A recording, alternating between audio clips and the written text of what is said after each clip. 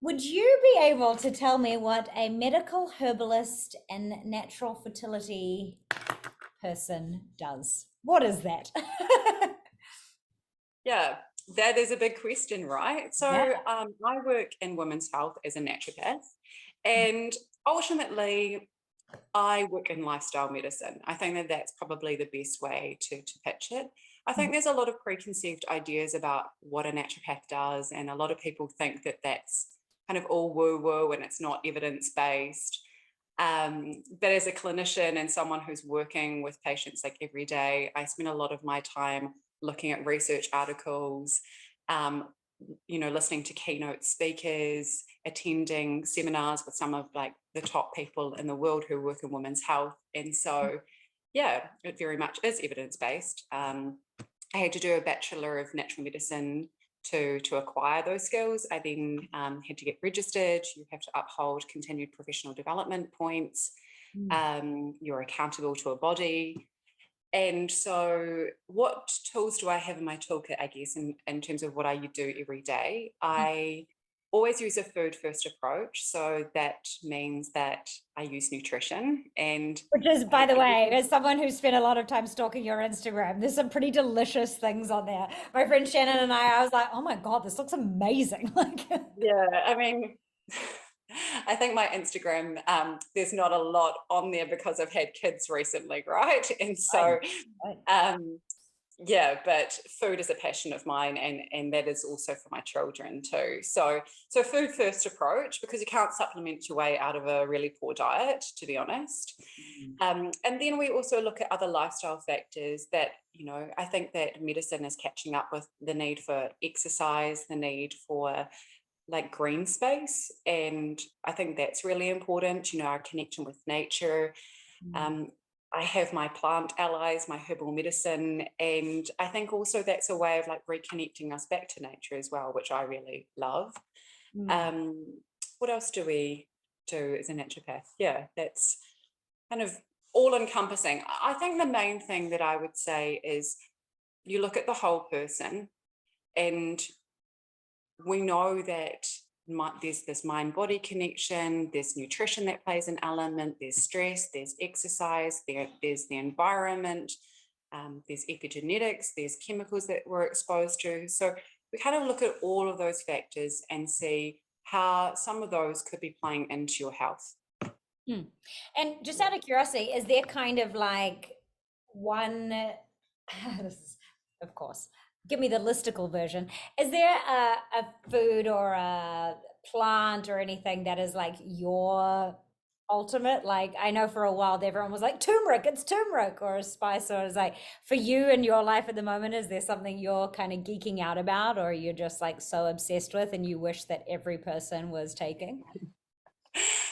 I think that varies on age and stage. Like I have Sure. certainly gone through different things depending on the age and stage that I've been at. So I've had endometriosis. So then I was looking at things that were really beautiful for helping with my endometriosis to get on top of that. Then I was looking at it from like a preconception point of view. So yeah, I am a diehard fan of turmeric. Okay, great, good. But you've got to remember that you've got to have biopairing with it, which is black pepper, and you need to have fat soluble. You need to have fats that help you to be able to absorb the curcuminoids that are in the turmeric. So I'm a big fan of that. At the moment, I am kind of crazy on passion flower, to be honest. It is Passion flower?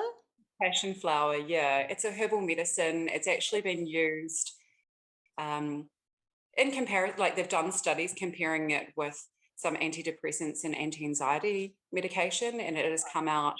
Yeah, I need an IV of passion flower. Let's go. yeah, and Cool. you can use it acutely. So sometimes I'll give it to people who have like a fear of flying. I will give them a passion flower tincture, and they can take that.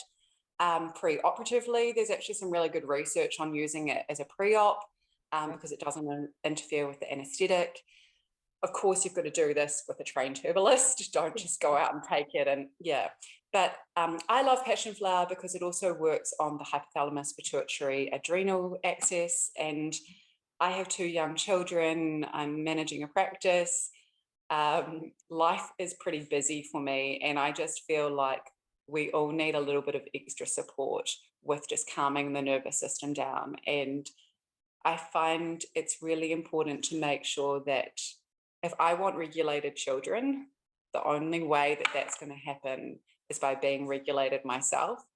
So if I'm in a dysregulated state, Yes. they're going to be dysregulated as well. So I haven't mastered this, Kim. That's fine. You're on the We're journey. a Aren't we work in all? progress, right? So I would Yeah. say certainly like passion flower. There's so many herbs. Like I love ginger. We cook with Where's ginger this a lot at home. passion Yeah. flower? I don't even think I've heard of it. What is it? Yeah. Where does it grow? How does it? Don't know. Yeah, passion flower. I mean, it can grow in New Zealand. There's a beautiful farm out near Little River on the Banks Peninsula where a lovely lady called Valme Becker actually grows passion flower, so you can actually grow it at home. I source mine actually through Phytomed, who I get my herbal tinctures off. So that's, but there are a lot of different growers and kind of throughout the world, And really. that must be a cool kind of journey as well. And I want to talk about how you got into this, but like finding that connection back to plants, back to, we've come like so far in the other direction that it's nice that there is almost, I feel a bit of a movement of like, even in my friend group and peers, it's like everyone wants to be like somewhat sustainable. It's like we're kind of like circling back to that feeling of feeling grounded and connection to our food and where it comes from. And yeah, it's really And like, beautiful. there's a funny little story on that. I often think that plants follow you. I know that sounds completely woo-woo, but Yeah.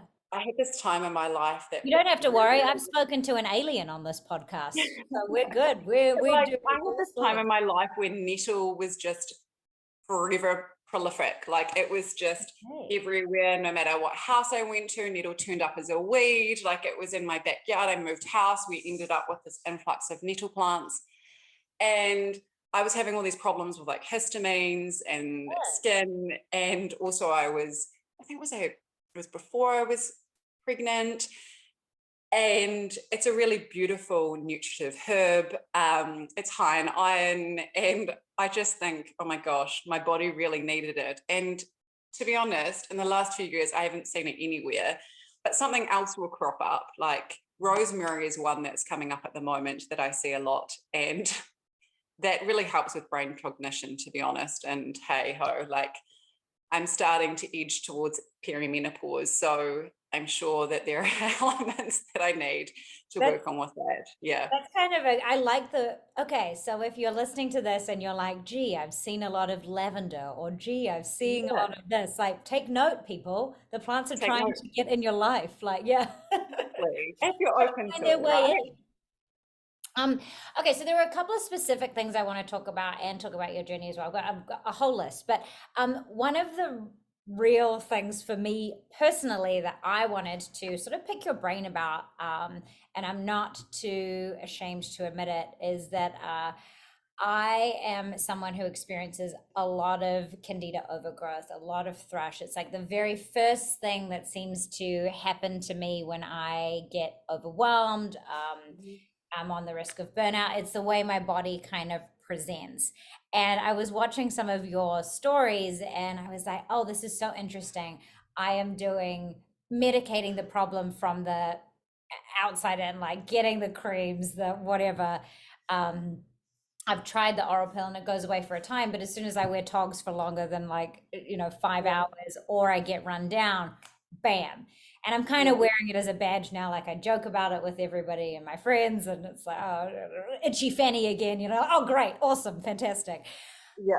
Kind of having this aha moment of like, really, I don't know why I haven't thought of this before. Like, yeah, obviously there's something wrong because I'm experiencing this so often and going to the GP so often to the point that I can just call now and be like, can you send another prescription? Like, I haven't really learned, and I'm sure I'm not the only one going through this.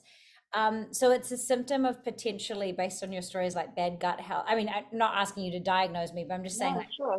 so you, a great thing that someone could come to someone like you for is, I say all this to share my experience of like, Mm, you would be able to help me, right? Like, look at kind of, and the work you do yeah. to demystify it. Yeah. So I'm really fascinated at the moment, and it seems, it's interesting.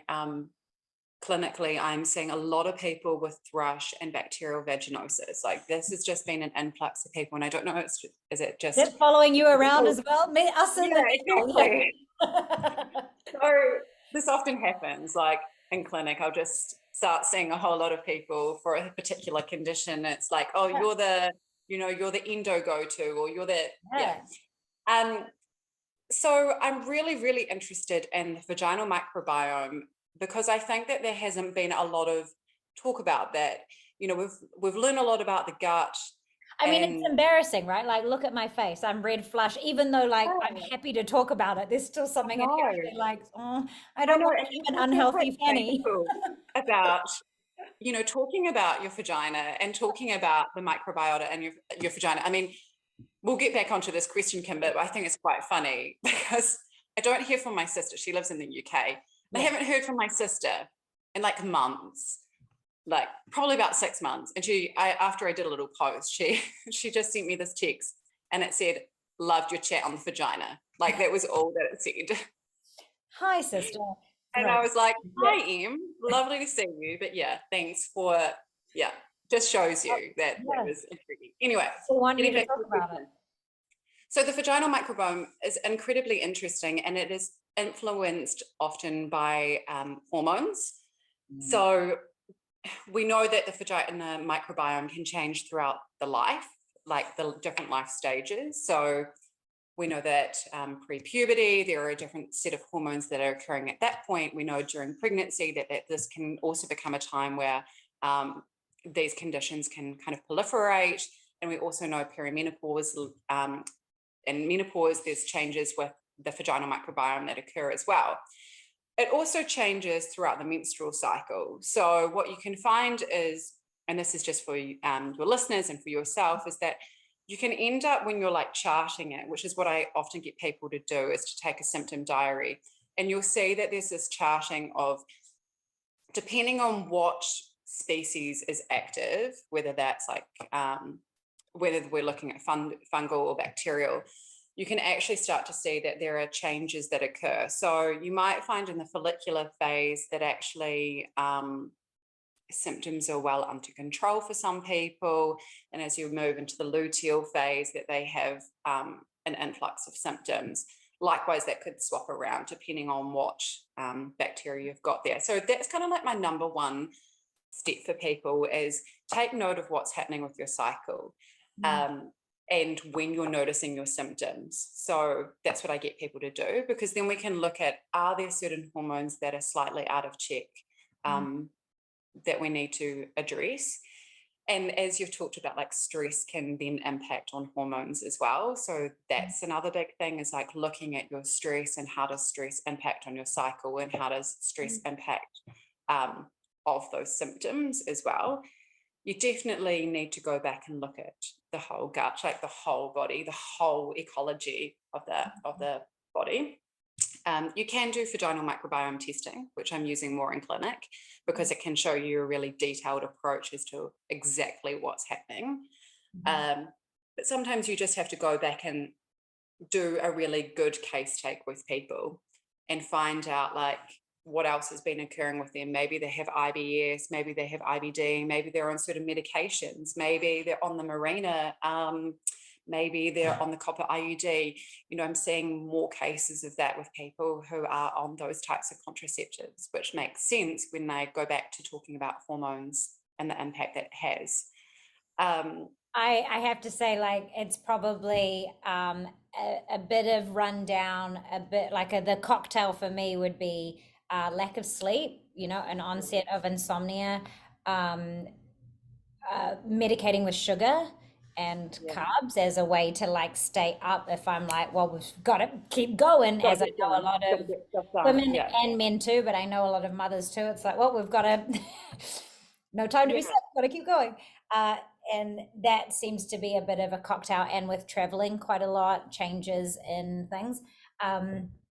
In fact, I've now tried to like just buy cotton underwear as another thing. So I'm trying to medicate, but you're right. I'm trying to stop the problem at like the other end when I need Yeah, to. like you can stop wearing your sports, your active wear, and you can do all of those things, which do change like the vaginal microbiome for sure. But again, like looking at your immune system and how you can support that goes a long way to actually getting on top of it, and looking at the other things that your immune system may need to function, like your vitamin D, your zinc, your iron.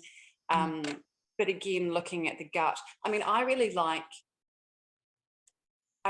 things like garlic. Garlic can be really wonderful. And I actually often get people to do suppositories, to be honest, with garlic and coconut yogurt. I know everyone's going to be listening to this, Fantastic. but Love this. yeah, so that can actually be a really wonderful tool, depending on like when you're looking at the species that are active. But like garlic suppositories, you know, I often get people to insert them at bedtime, and then they can take out in the next morning as well. So that's kind of like a really homemade home remedy version of Oh, things. okay. Boric acid as well is something that can work quite well, but that often works quite well with people who have got they have this kind of situation where they get bacterial vaginosis and then they get candida because they go on the antibiotics for the bacterial vaginosis, Oh, and then they get thrush. anytime I go on antibiotics, it's like at the pharmacy now they also give me the cream because as soon as I'm on antibiotics, immediately, which is a bit. Yeah, and so doing things like, we know that there's a beneficial yeast called Saccharomyces boulardii. I use that a lot with people who are having common like thrush, because it works on the gut. It helps to reduce a lot of inflammation, and it helps to reestablish the gut microbiome. So I love that, particularly with people who have like IBS-D, like they're diarrhea dominant. I'll use it a lot in that sort of subset of the population as well. But yeah, there are other types of probiotics that can be really beneficial to be used depending on the person. And yeah.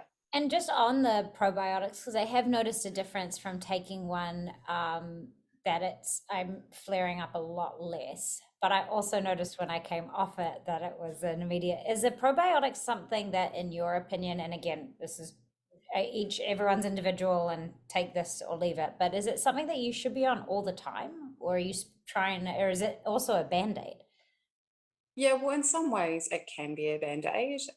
You want to try and help to re-establish the whole gut microbiome itself. So you need to be looking at your overall diet that can help, you know, like prebiotic fibers that can help to re-establish the gut. So we know that there's things like butyrate that can be really useful as well. So I'll often use that.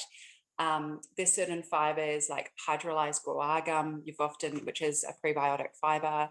I'll often use that with my BV or my kind of Candida clients, but you've got to go like slow and steady I because like our name, the Candida clients. Like yeah, we need the it. Candida well, I mean, we could call it Jane or like, you Yeah, know, no, lean into it. That's what it is. Yeah. client B. Anyway, so hydrolyzed, yeah, guar gum. But again, for some people, fiber, like those probiotic fibers can cause gut symptoms. So again, that comes back to the case take that you do and making sure that they're not having a whole lot of bloating or gas. I mean, that's clinically telling you other things, but you might have to just start with like a sprinkle on a smoothie and then slowly increase your tolerance as well.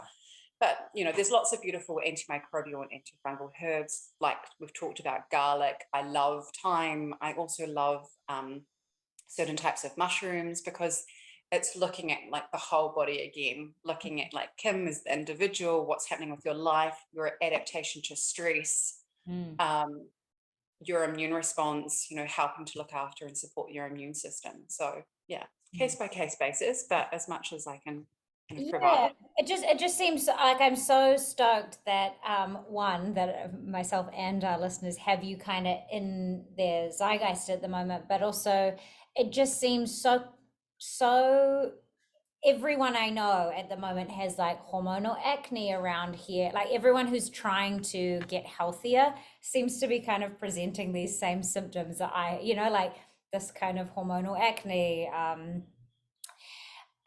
What else is this? Yeah, like gut issue. Yeah, it just seems very, as soon as we're kind of diving into it, learning that we've been doing all these behaviors, which have been so, like, I was on the pill since I was like 17. Like, Yeah, and I think that's a common thing is like that post-pill acne, which a lot of people, yeah, Don't touch experience. it is what I need to do. But my God, it's so fun, but it's not. Yeah. So you've got to go back and, look at those things that we know are depleted when you take the pill. So, zinc for you could be really clinically indicated, because we know that the pill, the OCP, will deplete you of zinc. So food for Noted. thought. There you go, get my Zing meds. And I guess, which I probably should have started with, but anyway, we found ourselves the way into Thrush early. And I don't want to take too much of your Dive time. deep in. I am curious of how you found yourself into this line of work, because I can see how addicting it must be once you probably, I'm assuming, went through your own health journey and were able to see results. Is that kind of how it birthed itself for you? Yeah, it's funny. I was thinking about like, how did I arrive at this point? Yeah, And like, when did I leave my first job? So this has like probably been like a 15-year journey to get to where I am now, like, great. which is crazy because it just makes me feel a whole lot older than I actually think I am. But Fine, you're so only I as old as started 50. yeah, so I started in property valuation. I was a registered valuer and I worked in a high stress corporate job doing that. And I was sitting my registration exams, which is kind of like the bar exam or your accountancy exam. And I was just in like I was chronically stressed and Mm, chronically anxious. And there was a whole lot of reasons, like the Christchurch earthquake had happened. I was living in Auckland. That was a huge stress. I felt a little bit misunderstood with that. A lot of people didn't realize, what I was going through with loss of my hometown and kind of yeah. people, what happened to my family and things. Um, and at the same time as going through registration, there was a lot of expectation. No one at my company had ever failed. So I was certain I was going to be the first person. But ultimately, I also knew in my heart that I really didn't want to do it. And Yeah. I was really following that path for everyone else other than myself. Mm, And I just didn't think I could get off the hamster wheel. Like I had invested a long time studying at university. I had spent 4 years studying towards this registration, and I couldn't fathom that there could be another option. Like I was in my mid-20s, I think, something ridiculous at that point. mm, And um, so, yeah, so that was one part. And I had a whole lot of menstrual symptoms that were really playing up. So I finally went to see a gynecologist and they said to me, look, I think it's endometriosis. And we did some pelvic scans and some other things. And it came back that I had adenomyosis and endometriosis. And so I really realized like stress was impacting on this hugely and decided I needed to make change. I got registered. I went through my exams. I don't even know why. Like I still have nightmares over it, but anyway. And I decided to leave my job and I moved to France. I just Beautiful. like very privileged situation to go on, but I was just like, you know Great. what, I'm exiting from here and I'm going to reevaluate my life at this point. And I hadn't done an OE and I was like, okay, everyone's going to the UK to go and do that. You know what, I'm going to go do something different. I had always had an affinity with that as a country. And yeah, that was a real time of growth and change for me. It allowed me some time and space to get off the hamster wheel and to really evaluate what I wanted to do. Mm, And so during this journey, I realized that when I took out stress, that my endometriosis symptoms were greatly improved. I realized when I ate like a Mediterranean diet, again, that my endometriosis symptoms were improved. yeah. I noticed that when I would go out and have like a really big frothy milk coffee, that things got worse. So I started to see this correlation between diet, lifestyle, stress, and how that was really impacting on endometriosis. And I decided, I'm going to go and study to do nutrition. So I was going to do a health science degree in nutrition. And I moved back home and I was all ready to roll with going to do that. And I sort of just had a chance meeting with someone and they were like, hey, have you thought about doing natural medicine? And my mum had always been one to take me to the Chinese herbalist as a child, to be Great. honest. Like I got Okay, so mums, you're open to it already I as was always yeah. open to it. And my mum was never a big advocate for antibiotics unless you really had to.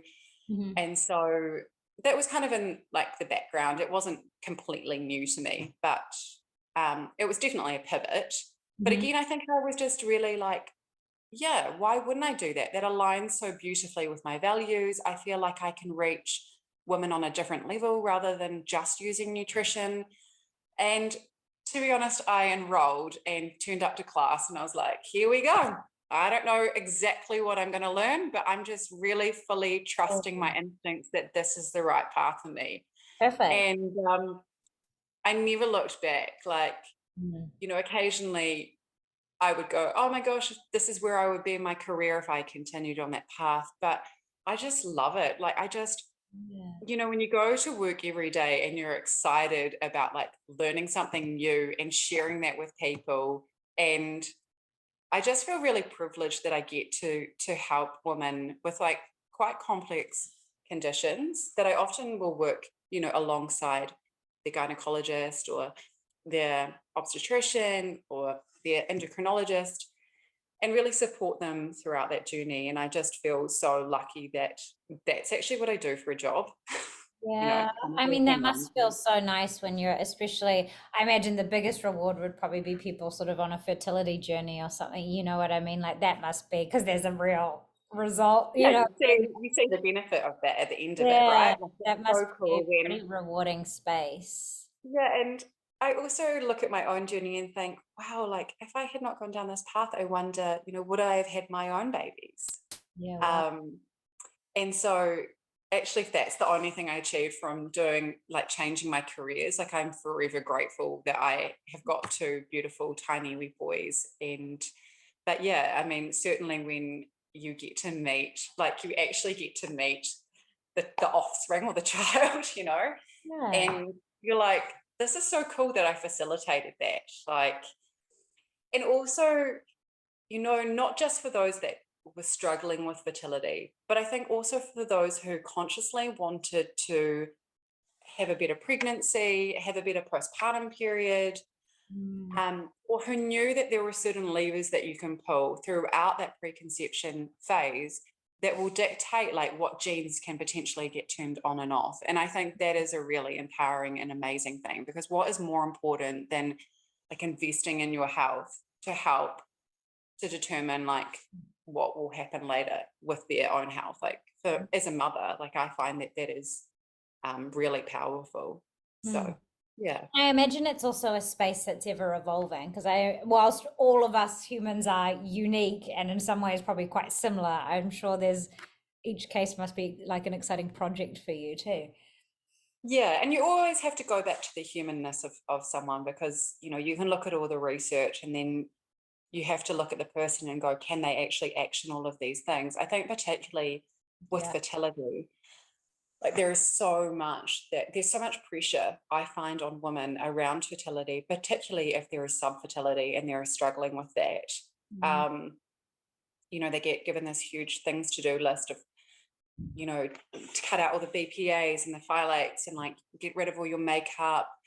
Um, there's a lot of pressure and there's often a lot of pointing fingers, to be honest, at the female. And from my experience, and I bang my head against a wall sometimes on this, it's about combined fertility, Mm. and you really need to get the partner or the sperm donor, whoever, to really come to the party on that, because I feel like for far too long, women have carried the burden of that. Mm. And there is so much that we know now about sperm health and how that will impact on fertility, essentially.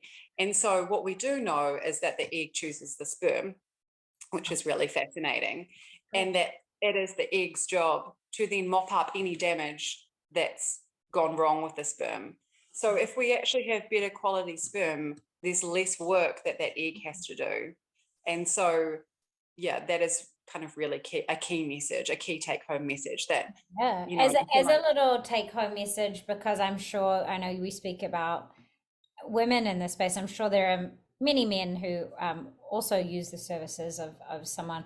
like you, but for a lot of the wives and girlfriends that are listening, what is something that men can be taking or doing? And I know again, I'm speaking in generalized terms Hmm. here, but I'm assuming anti-inflammatory stuff is kind of key, low Yeah, I alcohol. mean, you've got to look at uh, oxidative stress because anything that you do, like, alcohol, too much caffeine, too much heat, on the testes area, like all of those things are going to be really damaging as well. Poor diet, they're going to impact on your sperm quality. But I think in New Zealand, like, there's sort of this pandemic of vitamin D deficiency, to be honest.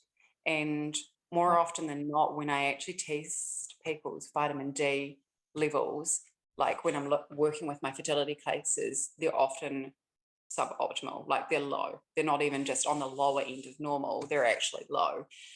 And that makes sense given like how close we are to the equator, that the sun, the slip stop slap message, which I think is really important, that we need to be making sure that we're not increasing our risk of melanoma. But at the same time, I think that a lot of people are not getting the vitamin D that they need. And so there's a lot of research around that with improving sperm motility, morphology.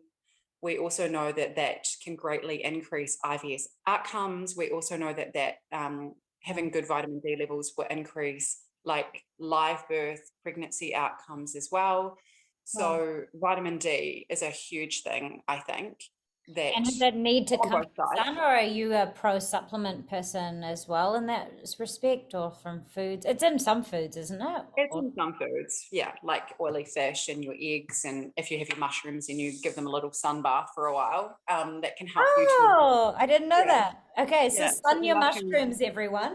Is that yeah, the sun thing? them, I tan love them, yeah, that. tan Sun your mushrooms. Um, so that's really important. But also, what other things? We know there's things like ubiquinol, which we know is CoQ10. We know that's again, it's working on that oxidative stress, so that can help to kind of mop up some of that DNA damage. mm, The key thing with that is people will often go to like a health food shop and they'll go and get it, and it won't be in the right source, or the levels will be low, so they'll take like 150, and you might find that depending on the weight of the person, they need to be taking much higher levels. We also need to look at any medication that can interact with that, because there are some medications that can influence that. And I'm And actually, kind of I'm going to pause on that because I am glad that you're saying that, because I do think that, it's very easy to hear like, oh, I need vitamin D, and then go, okay, I'm going to spend the $12 and get a thing of vitamin D. And then it's like, you're probably spending more money buying quick fix things rather than actually coming and getting like a full assessment by someone like you who actually knows what they're talking about. And so you're kind of, like, would that be fair to say? I think so, because I often find women and men like come in and like I had someone turn up, and she's going to laugh if she listens to this, but she just like It's Tagger. Call her out. Yeah. from out of town, and she just bought like this box, and she was like, this is what I'm taking, like I don't know what I should be taking, I don't know how much I should be taking, I don't know if this is actually doing anything. Totally. And of course, when people have spent that much money, I want to go, okay, well, like, what have we got here that is valuable and useful? And also, how can we get this at a therapeutic dose as well? Because there's no point just taking like a sprinkling of something if you're actually deficient. You need Yes. to take it at a therapeutic level as well. Mm. So, but vitamin D, so I'll often still test their levels, and then there's quite a cool little like calculation that you can work out that goes, okay, if you're at this level and we want to get you to 100, then how much vitamin D do you need to take? And for some people that's 5,000, some people that's 10,000, for some people they're pretty good just taking 2,000 IU throughout winter. So yeah, making sure you know the level is important. Again, with the ubiquinol, it's good to know, like, case take, where is that indicated for that person. But CoQ10 or ubiquinol can be a really good thing to have both partners on, because we also know that is important for egg health as well, and like the mitochondria within that. So that can be really often people who have got low AMH reserve, is that a term that's like low ovarian reserve? You heard that I term? haven't heard that, but then I literally only got my blood work done for my hormone levels recently, and I'm just high in progesterone. Oh, well, But that's guessing that's normal when you Yeah, just that come would be a good thing ill. to do. Like that, to me, that's a good thing, Oh, is depending it? on, I don't know. I didn't just I was like, I don't know how to read this. So yeah. Maybe send it through to me and we okay, can good. have a look Yeah. at it. Yeah, Good. yeah. Yeah. Thank you. Everyone will Um, be eye rolling. Yes, it's a very strategic chat that I'm having with you here. yeah. How do I get rid of thrush? And is my blood level okay? Yeah, Uh, and again, like looking at that. But but then yeah, there's kind of like the new kid on the block where there's a lot of research coming out on that. There's not a lot on like human trials that we've looked at, which is to do with NAD plus, or the precursor, which is nicotinamide riboside, or NR is the short name for that. Yeah, right. Yep. you and me both. Yep. Um, so that is showing again some quite, as because people are having children later, right? And so due to that, we know that there's a little bit more like DNA damage that can occur. And so we really need to do anything we can to support fixing up some of those glitches. And so that's where I found like NR, I'm using it a lot more in clinic, for improving like oocyte or spermagenesis as well. And I think also the key thing I would say for anyone on a fertility who's starting their fertility journey or is thinking about it is, I really ideally would like to have a bare minimum of 3 months for preconception care, but ideally that looks like 6 to 9 months. Mm. So, and that's because if we're trying to change sperm health, egg quality, it takes time. Like it's not going to be one cycle and you're done. Um, Yeah, but it's interesting to yeah, me because I didn't really ever know even if I could have children, wanted children. Like I don't, it hasn't really been part of my journey. I'm with a partner at the moment that like I'm now toying with the idea, but I've also been on the pill forever, so I didn't even know if I would get a period. I don't know if I ovulate, and it's like, yeah, all these questions of like, oh God, I suppose I should figure that out if it's a main yeah, for me. And I'm not being disrespectful for anyone's journey who are like really solid on that. And I don't mean any disrespect to my future children. no, It wasn't really something that I wasn't in a situation or in relationship or in a life chapter where that was kind of in the yeah, wasn't forefront. on your radar, right? Yeah, and I think I've gotten a little scared, to be honest, by a lot of my peers being really adamant on wanting to dive into that journey and then being met with all this new information of stuff that they've been doing that has been hindering their health for years, you know? So I think that's when I started to like take it seriously, like, oh shit, okay, I should not should, but I would like to just explore like where I'm at and get a good kind of reality check on that so that if I choose to or we choose to do that, we're kind of in a good position rather than have these conversations in 2 years' time. And that could have been 2 years, Yeah, you know, that I was. absolutely. And I think, And I hope also, that that is, I hope I'm framing that right because I know it's a very sensitive subject to people. I'm not, it's not that I'm taking it lightly and I don't want to be no, projecting that. no, no, not at all. And I think, fertility or fertile health isn't just about making a baby. Like, that's a really key point as well. Having an ovulatory cycle is so broad reaching in its benefits that I don't think, even if you didn't decide to go down that path of having a child, like you should still be wanting to have an ovulatory cycle and be fertile, like, because they're Oh, for beautiful. many years I did not want to be. Don't you Yeah, worry. I was like, nope, let's yeah. just close up that shop and make that not an option. Fantastic, Yeah, thanks. which is sad, right? Like, because I feel like that happens. I mean, I'm really supportive of people as well. I think that it's important that we acknowledge that we do have those options available to us, like the OCP, the Marina, etc. But I also think, from my experience, has been this shutting down of like the female body and not really understanding it. Like I went through, I look back to my high school years of learning about, looking at conception and thinking that you could get pregnant like basically any day and that you just needed to be aware of the fact that you were fertile like throughout the whole month. And, if you had unprotected sex, you were going to get pregnant. And so I think that's also where my other passion lies in natural fertility, like being a natural fertility educator, which is what I did a year sort of study once I finished around teaching people on the symptothermal method, which is around looking at like breaking it up symptoms. So teaching people to chart like their fertile and infertile signs. So there are sort of key things that we learn about. And I think one of your guests actually talked a bit about this. And the thermal method, which is looking at temperature changes. And so I'm just really passionate about like body literacy and women starting to learn how their body works, because again, when you're on the pill, like you're not going to experience fertile or infertile signs. You're just going to have infertile signs the whole way through. And I know when I first came off the pill, I was like, what is going on? Like, do I have thrush? You know, what is this blobby, like egg white consistency that I find in my underwear? And, you know, I get really good at talking quite frankly about these things and unashamedly, but it's like, oh no, like that's ovulation. Like that's what that is. And why don't we so I know think that? Why am I learning that now? Like that's so yeah, exactly. So I think that that's really cool, Kim, like to go on that journey and start to learn a little bit more about your cycle and what does that look like. And then again, like weave that with, you know, your thrush experience. yeah. My And thrush and journey. start to My see, what am what is I? your body telling you? What's Yeah, what that? is your body telling you?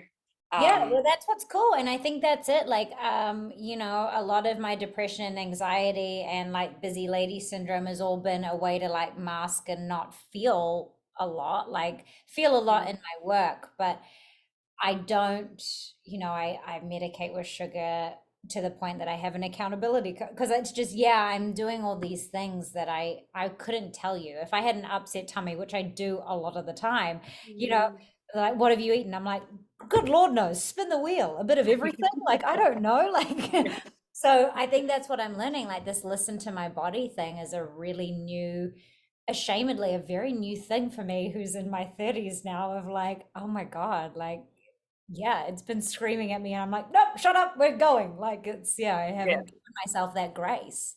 Yeah, and I think that that's, you know, that's just human nature though, right? Like sometimes we just don't stop until, you know, would I have stopped if I hadn't got an endo and had like everything screaming at me, Yeah, you that's true. know, like I wish I could say, oh, you know, I was enlightened and realized that it wasn't feeling like it was the best option, but hey, oh, that's not how that went. It was just through adversity that I decided I had to change something. So Well, that is more often than I not. am glad that you did. I am also so sorry. I've taken up so much of your time. Have I been talking at you? Like, I'm so sorry.